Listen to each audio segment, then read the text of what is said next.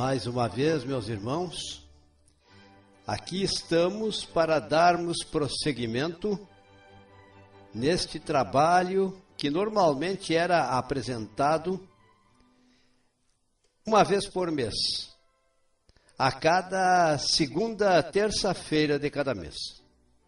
Daqui por diante, dentro de novas constatações do fato de que estavam sendo gravações muito longas, nós passaremos a fazer gravações que irão ter aproximadamente 30 minutos de duração. E possivelmente irá ser feita a apresentação destas gravações em cada 15 dias daqui por diante. Assim dizendo, é claro, é preciso que digamos também que nós prosseguiremos falando a respeito da Gênese e a vida. Nós hoje não desejamos fazer recapitulações, como antes fazíamos. Antes de iniciarmos, porém, suplicamos a divina providência que nos ajude para que possamos corresponder às expectativas da espiritualidade e também daqueles que venham a fazer sintonia com estas gravações no transcurso do tempo, através do YouTube. Queremos contar convosco, espíritos amigos, porque, na verdade, reconhecemos as limitações dos nossos conhecimentos e, sem a vossa ajuda, com certeza, teríamos dificuldades maiores. Então, nestes termos, em nome de Jesus e com a permissão do Espírito Guia que me vai conduzir na realização deste trabalho, nós vamos dizer que, quanto às revisões das partes que já foram apresentadas dentro do tema A Gênese e a Vida, nós iremos pedir aos irmãos que, quando fizerem a sintonia, recordem os assuntos já abordados nas gravações já existentes, a gravação número 1, 2 e 3, A Gênese e a Vida, porque explicamos, por motivos de ordem técnicas, não aconteceu a gravação do som da voz nas outras gravações, que é a número 4, 5 e 6. Portanto, devido a esse motivo, nós estamos aqui reapresentando mais ou menos, dentro dos mesmos enfoques, os temas que não foram expostos, que não foram postos no ar.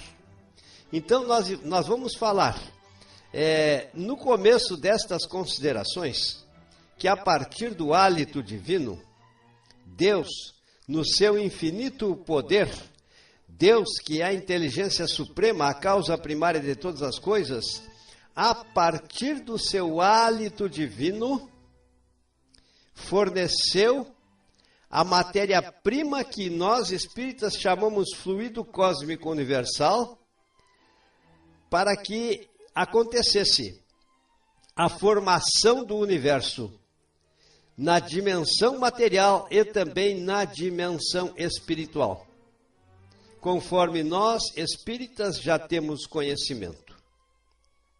Não vamos justificar as verdades da exposição que estamos fazendo, porque as mesmas já se encontram nas gravações registradas número 1, 2 e 3, como já dissemos. No entanto, é preciso que esta recomendação seja feita para aqueles que sejam estudiosos e tenham o desejo de aprender numa profundidade maior o significado científico da nossa doutrina. Então, dizendo isto, meus irmãos, a gente pode dizer que já foi apresentado, ou o universo foi feito. O conceito a respeito do infinito já foi exposto. Os co-criadores do Pai cuidaram da formação não somente do universo, mas também da formação da vida no nosso planeta Terra, quando ele era ainda um mundo primitivo e a recém havia concluído-se a sua formação. Mas nós vamos falar agora, no período diluviano, meus irmãos. No período diluviano que aconteceu e que foi a causa responsável pelo desaparecimento dos grandes répteis que povoaram a terra.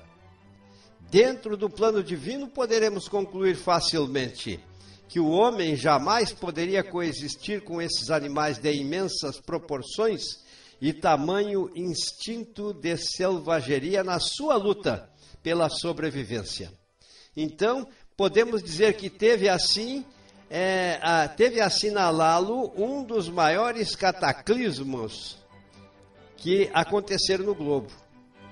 Uma imensidade de espécies foram destruídas, cujos destroços são constatados pelos arqueologistas e geólogos. Destroços estes que podem ser assinalados pela arqueologia no presente ainda, quando os arqueólogos fazem as suas pesquisas e vão paulatinamente realizando as suas descobertas. Então, é a prova destes destroços acontecidos neste período, onde um grande meteoro atingiu a Terra, a gente sabe, e que lá no México, provocou uma formação de energia neste impacto que correspondeu a mais de 1 milhão de bombas atômicas. E todos esses seres de grande porte foram destruídos. Blocos de granitos ou blocos erráticos ainda são encontrados a léguas dos seus locais de origem. Um desses blocos que serve de pedestal ainda a estátua de Pedro o Grande em São Petersburgo procedeu das montanhas da Noruega, vejam só. As camadas de solo desse período em geologia são conhecidas como terrenos diluvianos. Nestes terrenos diluvianos são encontradas uma grande quantidade de aerólitos que só nesta época começaram a cair. Neste período diluviano, os polos começaram a cobrir-se de gelo, o que indica notável mudança climática que deve ter acontecido subitamente no planeta Terra. Assim dizendo, nós sabemos que tanto os animais como os elefantes, que só vivem nos climas quentes, quando aconteceu esse grande cataclisma, que só vivem nos climas quentes, foram encontrados na forma fossilizada nas calotas polares. A suposição mais generalizada é o de que uma brusca mudança de posição aconteceu no eixo da Terra, que tornou-se oblíquo, modificando os polos da Terra. Se a mudança houvesse se processado lentamente, a retirada das águas teria acontecido lentamente. Ao que tudo indica, porém, uma violenta comoção aconteceu. Em 1771, o naturalista Pallas encontrou nos gelos do norte o corpo inteiro de um mamute, vejam só, revestido de pele e conservando parte de suas carnes. Em 1799, descobriu-se, melhor dizendo, outro encerrado num bloco de gelo, na embocadura do Lena, lá na Sibéria. Os jacutas, que eram povos que viviam naquelas circunvizinhanças, lhe despedaçaram as suas carnes para alimentar os cães. A pele destes animais era coberta de pelos negros, e a espessa crina lhe protegia o pescoço. Só a cabeça pesava mais de 200 quilos, vejam só. Nas ilhas e nas bordas do mar glacial encontrou-se grandes quantidades de defesas, perdoe o engano, o equívoco, de defesas constituídas pelo material chamado marfim, que deu origem no século XVIII e XIX à comercialização do marfim. As citações mencionadas, que nós estamos mencionando, e outras, mostram o verdadeiro dilúvio universal. Quaisquer que tenham sido as causas geradoras, e disso mais tarde ainda iremos falar, desse evento apocalíptico, o fato é que ele aconteceu.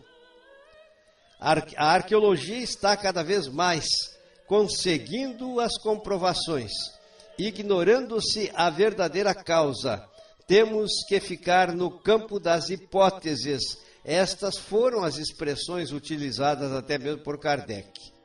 O deslocamento contínuo das águas elevou partes da crosta e formaram-se montanhas dentro das massas. Nas fendas ou cavernas e lugares altos refugiaram-se animais, entredevorando-se.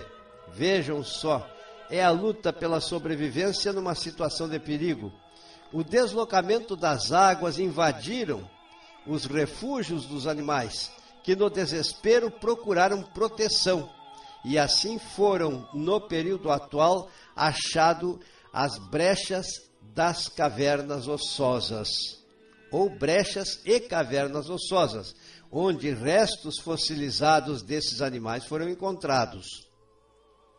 Ainda temos que analisar a necessidade deste estudo, porque eles retratam o grau, em certa magnitude, o trabalho dos co-criadores do Pai, que orientaram as bases plenamente científicas para a origem do mundo e da vida dentro dos parâmetros científicos, os quais evidenciam que a inteligência suprema, que sempre criou na eternidade, é o ente infinitamente poderoso, sábio e amoroso, detentor de todos os conhecimentos, que aos poucos os homens vão identificando nas diversas ciências que explicam o universo. A vida em caráter universal. Nosso Deus é o Deus de tudo, é o Deus que existe e que criou todas as coisas, é o detentor de todos esses conhecimentos, os quais vão sendo cada vez mais amealhados pelo homem na sua trajetória evolutiva em termos de passado recente e também no presente e ainda em direção ao futuro. A sabedoria divina se acha concretizada nestas múltiplas ciências, as quais, passo a passo, vão tomando conhecimento. Na medida em que vamos percorrendo passo a passo os caminhos divinos da criação, dentro dos parâmetros científicos, vão sendo desestruturados todos os aspectos miraculosos dos dias de 24 horas da criação divina. Porque até os dias presentes no antediluviano não acharam provas do surgimento dos homens. É viável a crença que os seres humanos apareceram na Terra no pós-diluviano, ou grande dilúvio universal. Na continuidade destas análises, em cima do livro A Gênese segundo o Espiritismo, não repetiremos as exposições relacionadas com a teoria sobre a formação da Terra, porque a mesma já foi exposta e já se acha registrada. Dela nós já falamos, e é claro que queremos dizer da teoria de Laplace, que foi usada como referência por Kardec, que é a teoria aceita dentro da concepção kardeciana e também pelos parâmetros científicos atuais. Nós temos que observar ainda que, caso exista a curiosidade, existe no livro A Gênese, segundo o Espiritismo, a teoria da projeção e a teoria da incrustação, que poderão ser consultadas nesta obra por aqueles que tiverem este desejo. Uma vez exposta que foi, e estão nas gravações anteriores, a teoria de Laplace, a mais aceita, que explica a dinâmica por meio da qual a nossa Terra foi feita e os períodos de sua formação e evolução na vida, prosseguimos em outras considerações relacionadas com as revoluções gerais ou parciais acontecido em nosso globo terrestre. Depois de termos considerado em programas passados, é preciso que se diga, excetuando o período diluviano, que se caracterizou por uma subversão repentina, todas as demais transcorreram em termos de evolução planetária de processo lento ou lentamente, sem transições bruscas.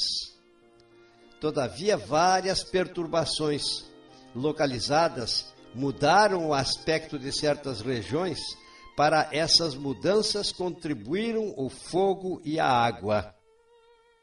Erupções vulcânicas provocaram o desaparecimento de cidades e também de suas populações. Sob as cinzas e gases projetados por tais vulcões, como Pompeia, Sodoma, Gomorra e outras tantas cidades antigas. Os terremotos e levantamentos da crosta sólida que impeliam as águas para as regiões mais baixas, ou o afundamento dessa mesma crosta, para o qual as águas se precipitaram, deixando seco outros lugares antes submersos. Foi assim devido às forças ciclópicas, forças telúricas, existentes nas entranhas do planeta Terra, durante as convulsões que se verificaram, que ilhas surgiram no oceano, enquanto outras desapareceram. E assim se sucederam estas transformações no nosso planeta. Assim, continentes se separaram e formaram ilhas, que braços do mar secaram e ligaram-se a ilhas e continentes. Quanto às águas, essa atuou produzindo ou a retirada do mar em algumas costas ou desmoronamentos que, interceptando as correntes líquidas, formaram lagos ou, enfim, aterros nas embocaduras dos rios. Esses aterros, rechaçando o mar, criaram novos territórios, tal a origem do delta do Nilo ou Baixo Egito, do delta de Ródano ou Camargo. Percebam, meus irmãos, por quantas transformações passaram ao longo do tempo de forma paulatina o nosso planeta Terra, até que ele tivesse como tem as características que hoje são perfeitamente conhecidas por nós.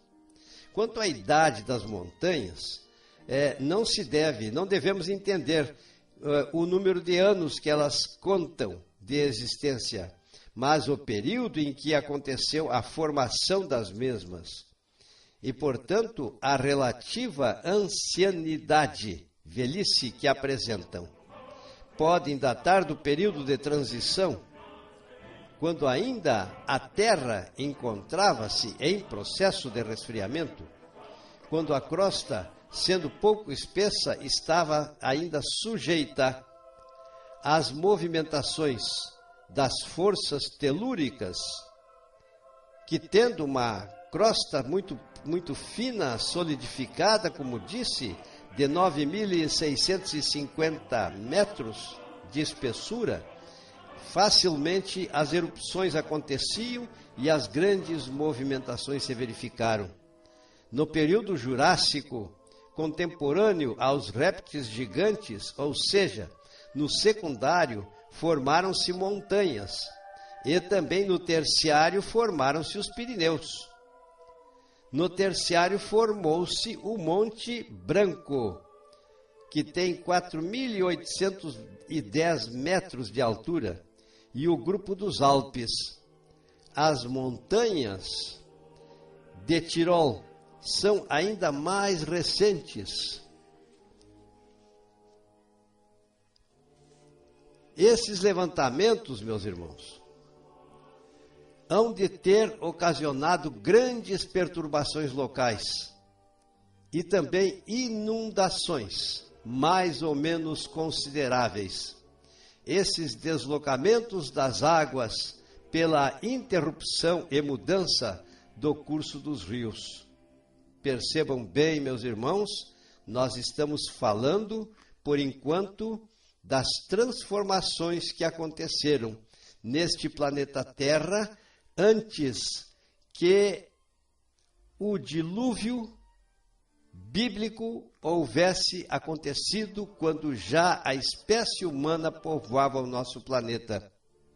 Nós deixamos configurado nas exposições já feitas que os grandes répteis desapareceram no grande dilúvio, e só assim, após o desaparecimento destes grandes répteis, é que surgiram as condições que permitiram, dentro da trajetória evolutiva explicada por Charles Darwin, outras espécies menores, que na sequência teve como culminância o aparecimento do gênero Homo, do gênero Homo pertencente à espécie Homo sapiens sapiens.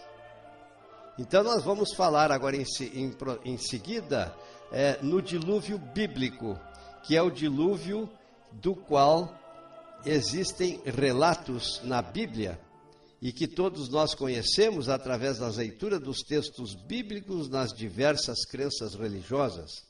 Mas não é a esse dilúvio que nós estávamos há pouco momento e nas transformações do planeta nos referindo. Nós nos referimos a esse outro grande dilúvio que ocorreu. Lá em Yucatán, descobriram, como nós já dissemos, uma fossa, só pelas sondas espaciais enviadas pela NASA é que foi possível a fotografia, a obtenção da imagem de um buraco ou de uma cavidade que tem 200 quilômetros de diâmetro, vejam só.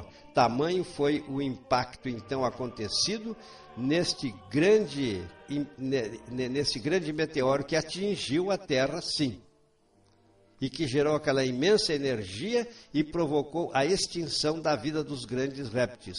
Mas, após isto, existem muitas considerações que na sequência nós iremos fazer. Na sequência, ainda tomando a Gênese como referencial, nós temos o dilúvio bíblico, que trata-se de uma realidade não contestada. Vejam bem. Esse dilúvio bíblico ele foi consequência do levantamento de uma parte das montanhas daquela região. Percebam como, por exemplo, do México, nós não vamos deixar de dizer que na doutrina espírita nós procuramos usar os conhecimentos amealhados pelo homem no campo da geologia, no campo da arqueologia e no campo das demais ciências para conseguirmos entender a obra divina. Não importa que existam os especialistas das ciências que se abstêm de dizer a fonte da origem deste saber que constatamos expressa-se na Mãe Natureza. Não importa. Eles falam como se Deus não existisse, mas nós continuamos afirmando: esta é a postura do espírita, não há efeito sem causa. E se a causa, se os efeitos são inteligentes, as causas também são inteligentes. E isso aí não acontece por acaso, existe um autor para tudo. Que me prove que há efeito sem causa, e então nós acreditaremos no argumento pregado muitas vezes pelos materialistas, pelos mecanicistas, pelos positivistas. Robustece o fato a existência de um mar interior, prosseguindo no assunto, que ia outrora do Mar Negro, e estamos falando das transformações na superfície da Terra, ia do Mar Negro até o Oceano Boreal, comprovada pelas observações geológicas. O Mar de Azov, o Mar Cáspio e o Lago de Aral, hoje seco, são restos do antigo mar, que ficaram isolados do Oceano Boreal por ocasião do levantamento das montanhas do Cáucaso, posterior ao dilúvio universal.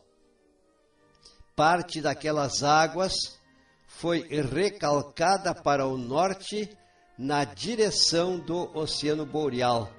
Outra parte foi para o sul em direção ao Oceano Índico. Essas águas devastaram naquelas localidades precisamente a Mesopotâmia e toda a região habitada pelos antepassados do povo hebreu. Embora esse dilúvio tenha atingido uma grande extensão, atualmente está provado que foi uma ocorrência local. Então, o dilúvio bíblico foi uma ocorrência local e não global, como entendiam as pessoas no passado. E não poderia ter causado apenas pela chuva, ter sido causado apenas pela precipitação de chuvas que consta nos textos bíblicos, chuva que ocorreu durante 40 dias e 40 noites. A nossa doutrina, no seu aspecto científico, se vale da geologia, como já falei, da arqueologia, para com certeza afirmar estes fatos. Naturais, sim, todavia não miraculosos, como pretenderam as crenças do passado. A interpretação de que a terra inteira fora atingida pelo dilúvio brota do fato que os povos daquele tempo tinham pouco conhecimento a respeito do globo terrestre. Terremotos, erupções de lavas vulcânicas, mudanças de leitos dos rios ou até mesmo dos mares, na sucessão do tempo que configuram as mudanças da Terra, são fatos registrados, os quais são viabilizados pelas forças ciclópicas, manifestas e presentes no centro do planeta Terra. Na história evolutiva do planeta, preciso é que fique assinalado esse período diluviano no qual cataclismos revolveram o globo e acarretaram a destruição de uma imensidade de espécies, como já falei no começo, das quais restam os despojos fossilizados. É por esse motivo que, com tanta segurança, nós conseguimos pura e simplesmente falar a respeito dos monstros pré-históricos. Porque restos fossilizados são encontrados nas escavações feitas pelos arqueologistas. Por toda parte ficaram traços desses acontecimentos, que atestam a sua generalidade, não teve um caráter local. E estamos aqui, é claro, falando da grande tragédia desse período diluviano acarretado por esse encontro da Terra com este grande meteoro. As águas foram arremessadas para fora dos respectivos leitos, invadiram os continentes, arrastando consigo os rochedos, desnudando montanhas, desarraigando florestas seculares. Os depósitos por elas formadas constituem os terrenos que nós chamamos de diluviano. E assim, então, meus irmãos, pode-se dizer que temos nas entranhas da Terra, através do estudo à história dos acontecimentos verificados no transcurso da formação da mesma. Hoje nós somos sabedores, eu já falei do meteoro, que esse grande meteoro atingiu a Terra, que é possível associar com grande probabilidade de ser verdadeira a hipótese de que esse impacto gigantesco tenha sido a causa do desaparecimento desses grandes répteis, como já falei para vocês. No programa que apresentamos na cada segunda terça-feira do mês, e que agora irá ser diferente, mas no mês anterior a esta gravação de agora, nós falamos que este evento de proporções apocalípticas gerou no México, em Yucatán, um impacto que liberou a energia correspondente, como também já disse, a mais de 1 milhão de bombas atômicas, equivalente às bombas que destruíram, numa atitude criminosa, é claro, Hiroshima e Nagasaki, lá no Japão, na última grande guerra mundial. Tudo feita em nome da prepotência humana, que no exercício inadequado do seu livre-arbítrio gerou tamanha culpa pela qual, com certeza, todos os responsáveis terão que responder, porque não há efeito sem causa, a semeadura é livre e a colheita sempre é obrigatória. Quando esse meteoro chocou-se com a Terra, o mesmo provocou a formação de uma cratera, com 200 quilômetros de diâmetro. Esta cratera é chamada Chicxulub, conforme fotos foram obtidas por satélite. Então a cratera realmente existe, mas antes que as pesquisas espaciais pudessem ser feitas, não chegavam a ter uma ideia das proporções da mesma. Então, além do desaparecimento dos dinossauros, também eu posso dizer, desapareceu cerca de 70% das espécies que eram vivas e existiam no planeta, antes deste grande evento que aconteceu de proporções apocalípticas. No solo do período Cretáceo, encontra-se a argila contendo irídio, no período Paleogeno. É preciso que entendamos que o irídio é a substância que principalmente formam os meteoros. Essa argila foi estudada em 1980 pelo geofísico Luiz Álvarez. Percebam bem as bases que nós estamos tomando como referência. É claro que Kardec, no seu tempo, precisava usar a ciência que existia na sua época e não poderia fazer as ponderações que agora estamos realizando. Mas, na verdade, dentro das bases apresentadas por ele, ainda não aconteceram nenhum problema em termos de estremecimento interpretativo, porque, na verdade, a partir das bases por ele estabelecida, que obedeceu, por sua vez, às orientações das entidades espirituais, a obra continua sendo concretizada, porque ele mesmo disse: eu fiz as bases.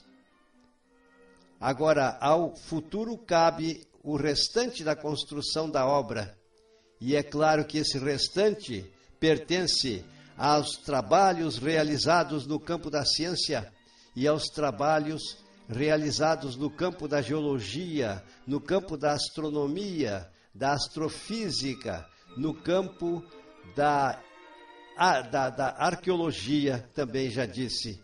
Então, essas bases, elas são são criadas pelo Espírito de verdade. Ou melhor, são interpretadas pelo Espírito de verdade.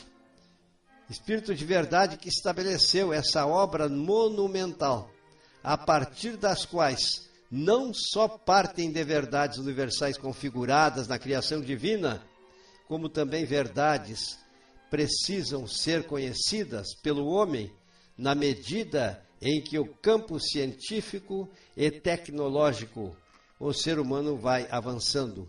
Como ilustração desses fatos, temos uma notícia recentemente divulgada. A NASA anunciou a descoberta, vamos fazer um parênteses aqui, meus irmãos, vejam só, de 750 planetas que orbitam em estrelas semelhantes ao nosso Sol e que têm possibilidades de serem algumas das moradas da casa do Pai.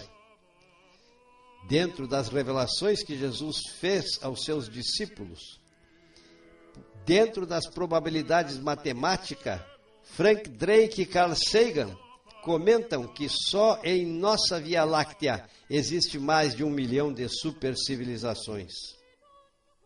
Retomando por mais uns momentos, meus irmãos, esse fio da meada, sempre usando como embasamento a Gênese segundo o Espiritismo, nós temos que fontes científicas consideram que mais um fato relacionado na Gênese, segundo o Espiritismo, ao pé da letra aconteceu. Ou seja, vamos ter a comprovação de coisas que nós dissemos há poucos momentos. No século passado registrou-se uma nota que está contida no livro A Gênese, ao pé de página. Há 6 dias de marcha da cidade do México, existia em 1750 uma região fértil e bem cultivada. Isso vocês encontram ao pé de página na Gênese, onde davam em abundância arroz, milho e bananas. No mês de junho, apavorando-se continuamente, durante 2 meses inteiros, o monte de 28 para 29 de setembro, violentas convulsões se produziram. Um território de muitas léguas de extensão. Estamos falando, é claro, desse relato na Gênese, acontecida lá no México. E nesse tremor de terra, que aconteceu ao longo de muitas léguas de extensão, começou a erguer-se, pouco a pouco, e acabou por alcançar a altitude de 500 pés, numa superfície de 10 léguas quadradas. Isso aconteceu em 1750. Afinal, abriu-se, ou melhor, existia uma ondulação nessa movimentação, nessas 10 léguas quadradas. O terreno se ondulava como se fossem ondas do mar, ao sopro de tempestade. Milhares de montículos de terra se elevavam na superfície e afundavam alternativamente, até que abriu-se um abismo de perto de 3 léguas, onde eram lançadas a prodigiosa altura fumo, fogo, pedras esbraseadas e cinzas. 6 montanhas surgiram desse abismo, entre as quais o vulcão que já foi dado o nome de Jorulo, e que agora se eleva a 550 metros acima da antiga planície. No momento em que principiaram esses abalos do solo, os 2 rios lá existentes, o Curitimba e o rio São Pedro, refluindo, inundaram toda a planície, hoje ocupada pelo Jorulo. No terreno, porém, que sem cessar se elevava, outro sorvedouro abriu-se e absorveu esses rios citados. Os dois rios, vejam só, foram reaparecer mais tarde, a oeste, num ponto muito afastado dos seus antigos leitos. Então, a terra antes do dilúvio, também, ou melhor, após o dilúvio, sofreu alterações, sofreu movimentações, conforme nós podemos ver, porque, na verdade, o texto que foi apresentado, eu retirei ao pé da letra da Gênese segundo o Espiritismo, que aconteceu no ano de 1750, e que se referiu, é claro, às revoluções periódicas do globo. Ainda para finalizar, eu digo para vocês, porque a gente está relatando o passado, interpretando a Gênese, mas nunca nos aliamos ao presente. E nós temos que na constelação de Libra, que está distante de nós a 20 anos-luz, ou seja, 200 trilhões de quilômetros distantes da Terra, existe o planeta que foi classificado pelos astrônomos como o planeta Gliese, que tem a designação de número 581G. A NASA anunciou, como já disse, a descoberta de 715 planetas que orbitam em estrelas semelhantes ao Sol. Esse número representa 2/3 do que antes já foi descoberto. Isso foi retirado, meus irmãos, da revista Veja. E percebam, nós dissemos que as gravações precisavam ser menores e é o que nós estamos tentando fazer. Então, nós vamos finalizar a gravação de hoje fazendo uma prece, pedindo a vocês que procurem mentalizar a imagem de Cristo, que procurem também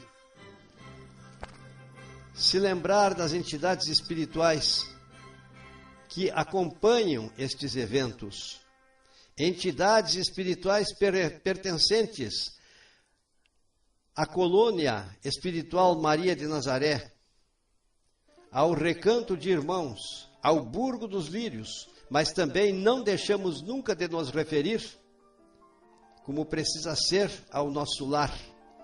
E não esquecemos nunca de que existem grandes entidades espirituais que têm nomes que nós não conseguimos designar e que estão sendo parte deste projeto, porque anseiam pela finalidade de acontecerem generalizações daquilo que nós chamamos doutrina espírita, para que os adeptos de todas as crenças, com posse do conhecimento das grandes verdades, possam perceber que realmente nós precisamos e estamos evoluindo. Pedimos ao irmão Odilson, ao irmão José, à irmã Lúcia, ao irmão Guilherme, ao irmão Mateus, pedimos à irmã Maria de Nazaré, pedimos ao nosso irmão, à irmã Dulce, estrela esplendorosa, ao nosso irmão Francisco Cândido Xavier, ao nosso irmão Adolfo Bezerra de Menezes e a todos os nossos irmãos que compartilham destes momentos. Nós sabemos que vocês procuram, nos momentos de prece, rogar a Deus pela ajuda desta humanidade. É o que estamos fazendo em termos de pedido, meus irmãos espirituais. Em nome de Jesus, roguem a Deus por todos nós, nestes momentos difíceis pelos quais a Terra está passando, e os eventos que podem ser prognosticados não representam fatos que fatalmente tenham que acontecer. Que possam as forças do bem iluminar as entidades, espíritos encarnados, que ocupam postura de lideranças na Terra, para que eles tenham o bom senso de não permitirem a concretização de eventos bélicos, confrontos, morte, dor, sofrimento. Tudo isto poderá ser evitado. Que possam os mentores espirituais, com as suas vibrações de amor, almejarem este objetivo. Embora saibamos que dentro das leis divinas, o amor de Deus através das suas leis não interfere, não faz interferência no livre-arbítrio do homem. Mas pedimos também que estas vibrações de amor, vossas espíritos amigos endereçadas a Deus, possam implicar igualmente num jorro imenso de luz nas regiões umbralinas, onde as entidades espirituais que tanto sofrem estão já cansadas de sofrer, que elas possam optar pela sua reforma íntima e pelo começo da sua trajetória em termos de reparação, para que possam, como para todos está prognosticado por Deus, onde nenhuma ovelha do aprisco do Pai vai se perder, há um porvir de felicidade. E assim, sabemos que graças que transcendem a nossa capacidade de entendimento, nós concluímos esta prece em nome do Divino Mestre Jesus, que assim seja.